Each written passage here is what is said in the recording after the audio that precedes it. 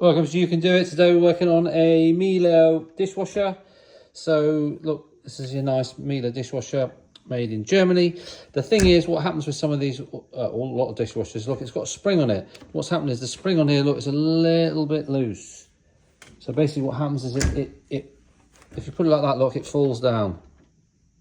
So the request has been to make this a little bit tighter.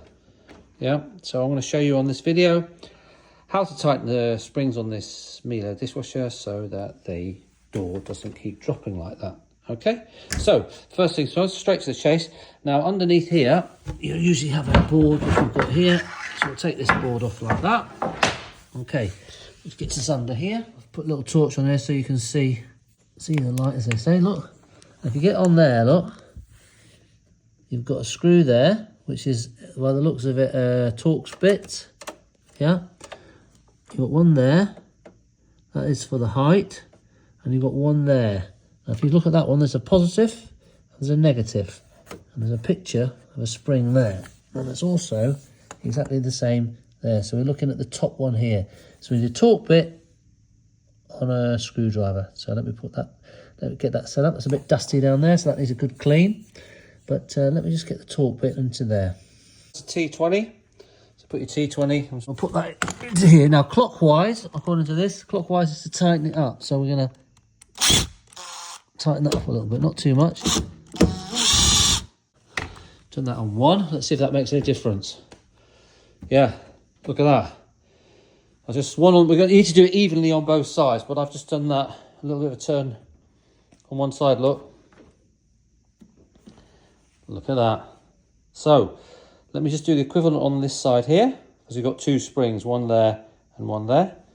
We'll see how we get on. Okay, so I've done both sides now, but look, that closes up like that. That might be a little bit too much, because when we put it down here, well, it comes up by itself.